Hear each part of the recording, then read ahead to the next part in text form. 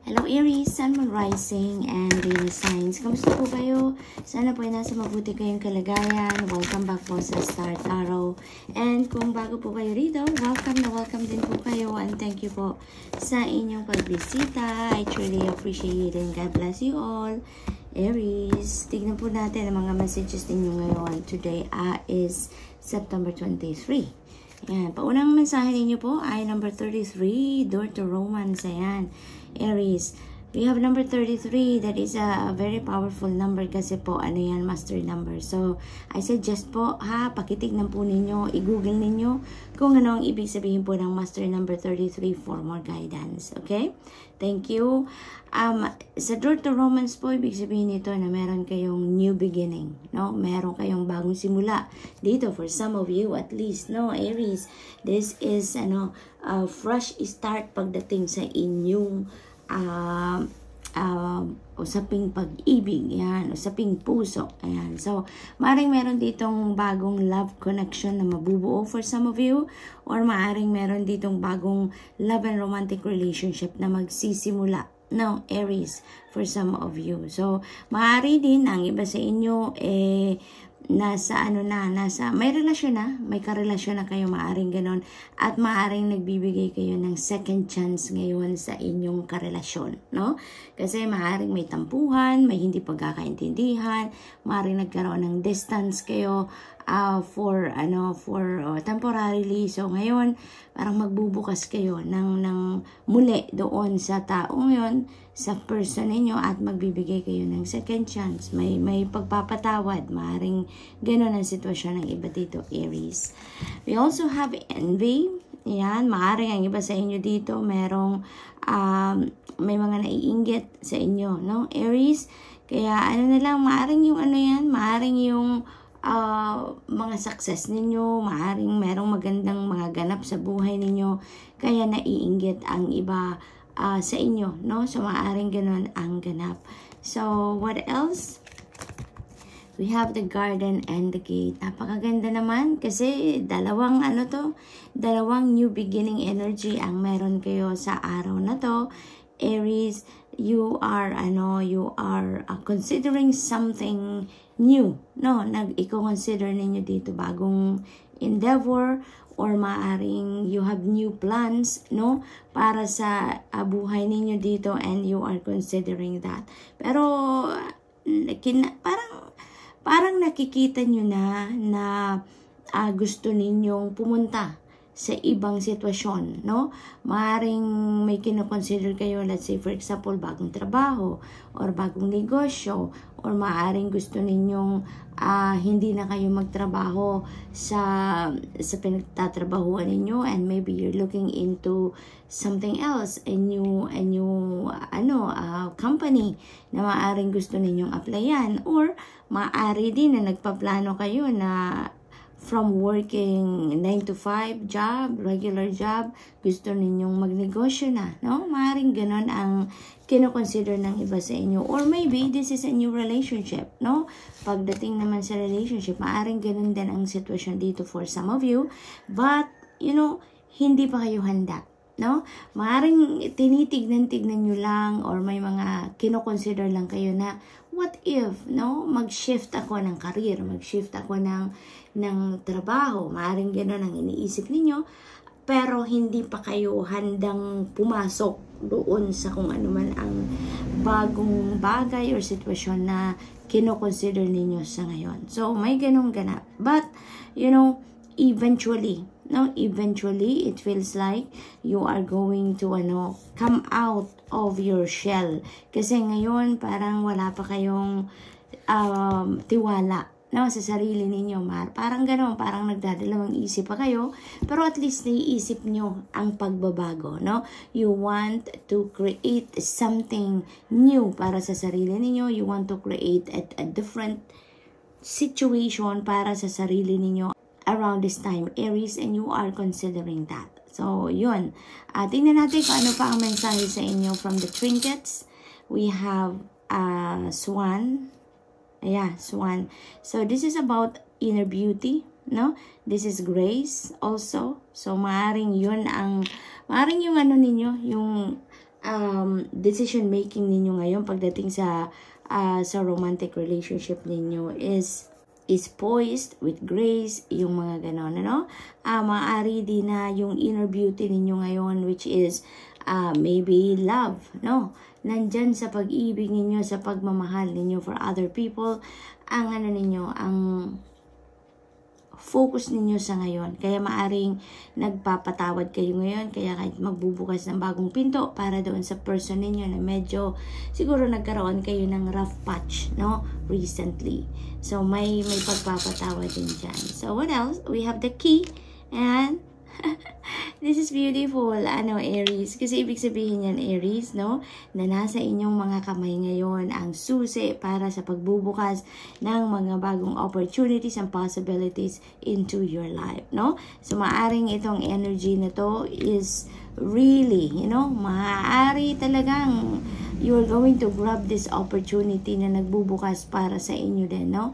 At, yan, gagamitin niyo ang susi. You may be going to decide talaga, no, na sa kung anumang area yan, kung bagong relationship man yan, or trabaho, karera, whatever it is, mukhang, no, ang iba sa inyo, Aries, mukhang you're going to take that opportunity, no, at maaaring you're going to shift career, shift trabaho, pinagtatrabahuan, yung mga ganang.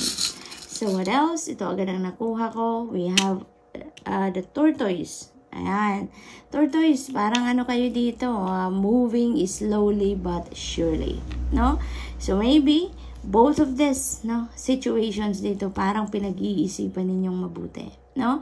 Hindi kayo basta-bastang magpapatawad dun sa person ninyo, hindi kayo basta-bastang papasok sa bagong relationship, kung bago naman, no?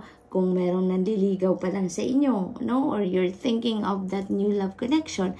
Maring ganun, pag-iisipan ninyong mabuti, no? Same thing with the opportunities dito na nagbubukas para sa inyo. Parang pag-iisipan din ninyong mabuti muna, no? You're going to weigh things out. You're going to weigh things out in terms of pros and cons, yung advantages and disadvantages of changing career, of changing trabaho, no? Yung mga ganon. So, that is really beautiful kasi parang kinakalkula mo ang bawat galaw mo dito, no?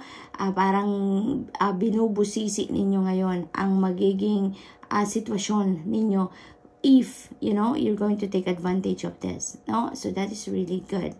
So, Aries, that's all I have for you for today. I hope nakatulong ang mga mensaheng ito in some way. Thank you for watching. Love and light. Namaste. Hello, Leo, Sun, Moon, Rising, and Venus signs. Sana po ay nasa mabuti kayong kalagayan. Welcome back po sa Star Tarot, and kung bago pa po rito, welcome na welcome din kayo. Thank you po sa inyong pagbisita, and I truly appreciate it. God bless you all po. And tingnan po natin ngayon ang mga mensahe ninyo for September 23. Paunang mensahe ninyo, number 12, The Temple Path. Ayan, napaka-blessed ninyo, Leo, kasi ina-assure kayo, no, ng yung spirit team na you are guided, you are protected and guarded, kaya you have nothing to worry about.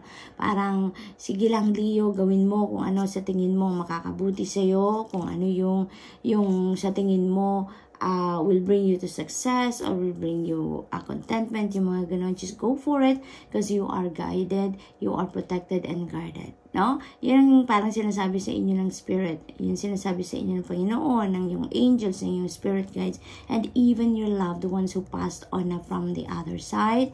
Parang full force, no? Yung Spirit team ninyo dito, Leo. That's what I'm picking up. Full force sa pagsuporta sa inyo, sa paggabay sa inyo, yung ganon. Diba? Ang daming liwanag, no? Because that is, guiding you, no? Yung parang kung saan kayo patungo or kung saan man kayo dapat na pumunta at this time, iniilawan ang path na yan for you because you really need to be there, no, at a certain time. So, yung ganon. So, we also have door to personal healing and happiness. Napakaganda, Leo, napakaganda.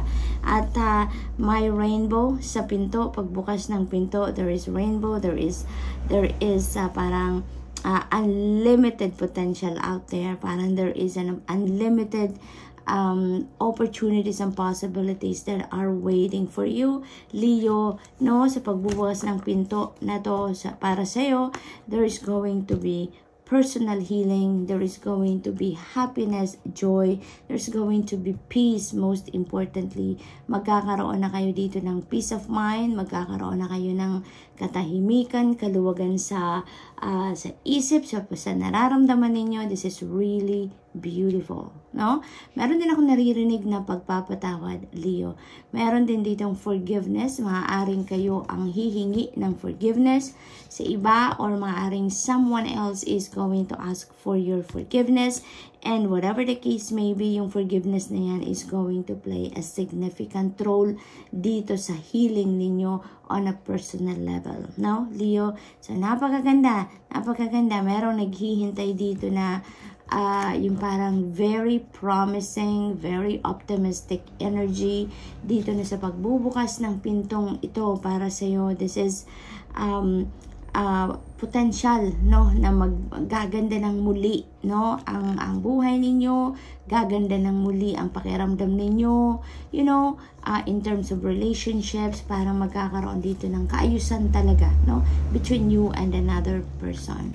So what else? We have man holding a heart. Ayan. So maybe, you know, meron talagang karelasyon kayo dito for some of you, Leo, na siguro, no, it's either merong mabubuong bagong relationship dahil nakapag-heal na kayo, maaaring meron na ditong pagbubukas din ng puso ninyo para magmahal muli ng iba, or magpatawad ng inyong person. Maaring kung dati na kayong may karelasyon, maaring nagkaroon lang kayo dito ng konting rough patch at ngayon magkakayos na kayong muli. So maaring may ganon.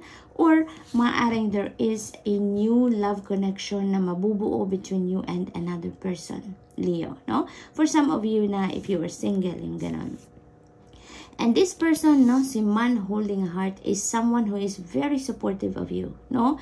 Si man holding a heart, maybe bagong tao to, bagong kakilala, or bagong person na talaga namang may encounter ninyo, and maybe may mabubuo kayong love connection dito. And aside from this person has a romantic interest sa'yo, very supportive itong taong ito, very willing ito to support you in any way, no? In any area of life na merong kayong pangangailangan ng support, ng tawag dito ng tulong, you know, this person is always willing to help you, always willing to be by your side, no? Parang ano din ito, yung taong ito, napakalaki din ng kanyang puso, no, sa pagtulong, sa pagsuporta. May ganun din siya, no? And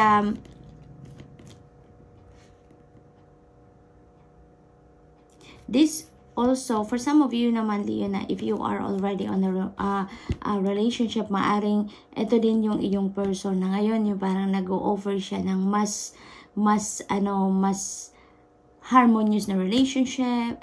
Parang gusto din niya na mag-extra effort ngayon dahil parang babalik siya sa iyo, or parang magkakaroon kayo ng reconciliation, you know.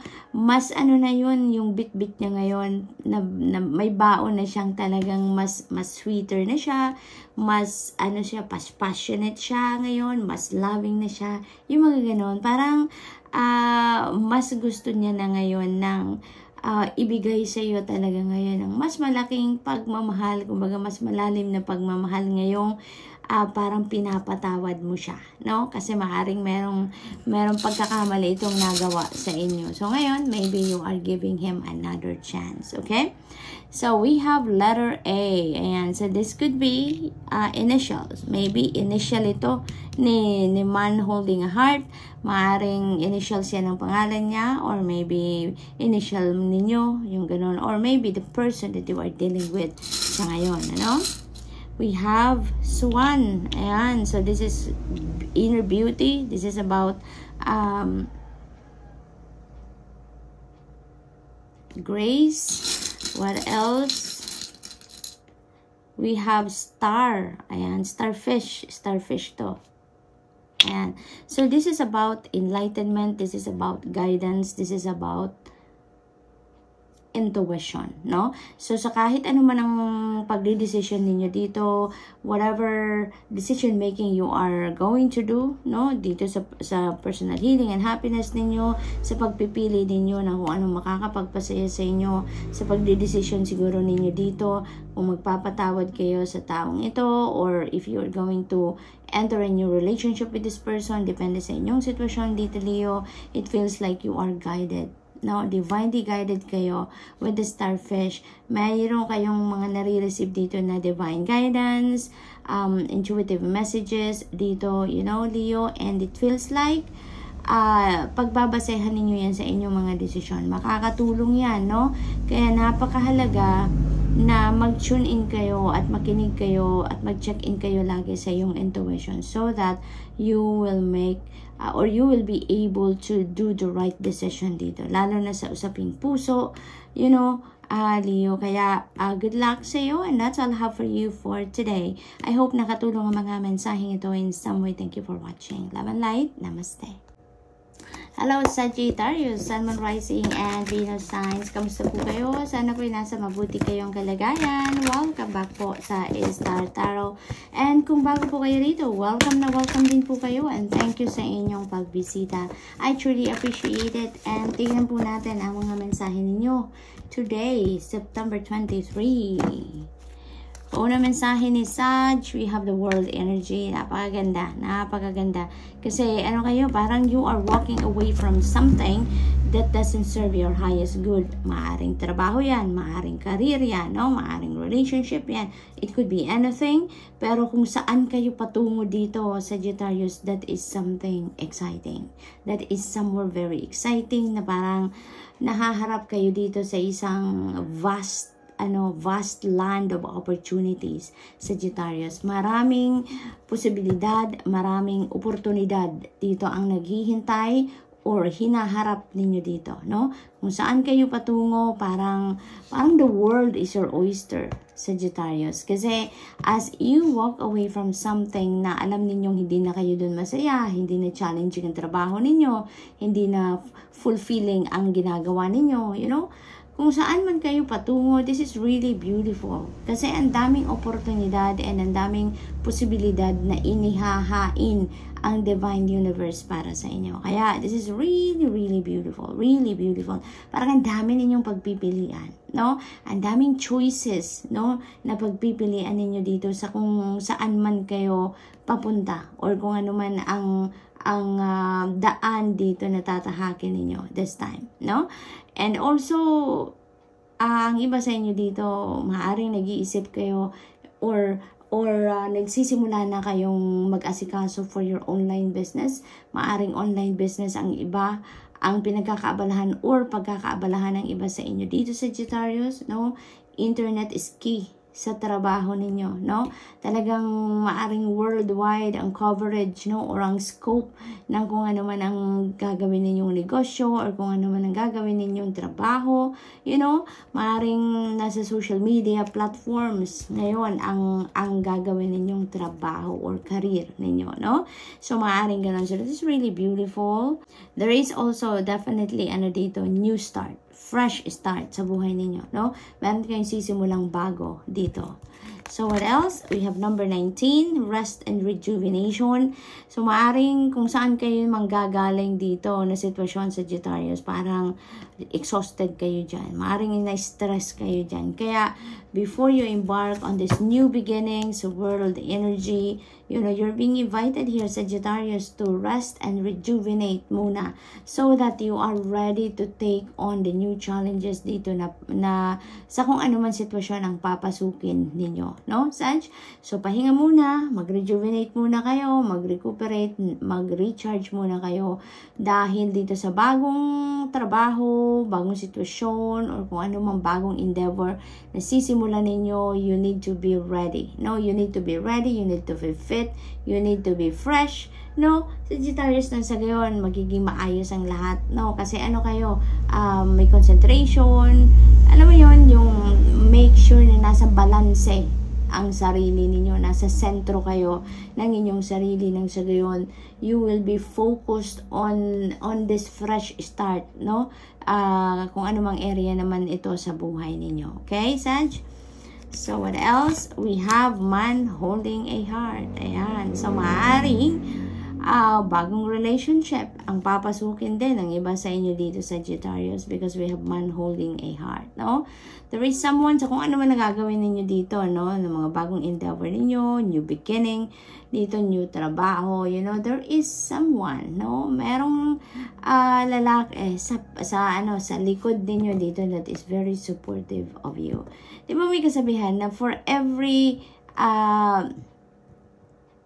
man's success, yung parang there's always a woman, diba, behind him, parang gano'n, no? That's not exactly the words, pero yung gano'n ang thought, no? Pero, alam mo, dito naman sa iyo, Sag, kung ikaw din ay babae naman, meron ka ding lalaki behind you na talagang lagi namang nakasuporta sa iyo, Sagittarius, no?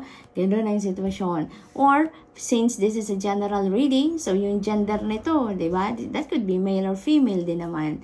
Sagittarius, depende sa inyong sitwasyon. Pero, there's always someone behind you, no? Sa kung ano man ang gagawin ninyo ngayon. Kung ano man ang bagong path na tatahakin ninyo this time, Sagittarius, merong someone supporting you dito. Maaring dati mo na tong kakilala, maaring kaibigan mo to, maaring asawa mo to, maaring boyfriend or girlfriend mo to. Sagittarius, depende sa inyong sitwasyon. But there's always someone behind you na talagang handang sumuporta sa iyo, no? Maaari din for others of you, Sagittarius, maaring this person is also, kung single pa kayo ha, maaring this one is yung meron ding romantic interest sa inyo, no? And aside from that, willing siyang suportahan ka sa kung ano yung mga gagawin mo sa buhay, no? Very supportive person, very sweet person din ito, you know, very compassionate din siya. And maaari din na dati mo na tong kakilala, kaibigan mo, na maaaring magpahayag ng kanyang pag-ibig sa iyo, romantic interest sa iyo, maaari din gano'n, no? This could also be, yung person ninyo, karelasyon nyo na to, that is very supportive of you, no? Sa ngayon. So, what else? We have tortoise. Ayan. So, you are, slowly, but surely moving ahead dito, Sagittarius. So, pinagpaplanuhan ninyong maigi kung ano yung gagawin ninyo dito. Maaaring meron na kayong naisip na negosyo or pag-a-apply ng trabaho, no? And you are, yung parang nag-strategize kayo ng maigi, no? Pinag-iisipan ninyong mabuti. How are you going to start? When are you going to start? Yung parang inaasikaso nyo talaga ang mga details, no? ng bagong endeavor na to. So, that is really beautiful. Hindi kayo nagra-rush dito. Maingat kayong nagpaplano, no? We also have crown. Wow, ang iba sa inyo dito, maaring you are a person of authority, or maaring you will be placed, no, or be appointed to be in a position of authority dito, Sagittarius. So, maaring ganun ang posisyon dito ng iba, maaring ganun, maaring may promotion, maaring meron kayong connection sa gobyerno, maaring din ganun ang ganun, no? What else? We have swan. This is inner beauty. This is about confidence, determination din, and lovers, no? Maaari din malapit pa siya dito kay man holding a heart. Kaya maaari talaga na magkaroon dito ng bagong love connection, or maybe meron ditong mas magiging mas magiging passionate pa, no? Ang kung sino man dito na merong karelasyon na, no? So, ganon. Good luck. And that's all I have for you for today. I hope nakatulong ang mga mensaheng ito in some way. Thank you for watching. Love and light. Namaste.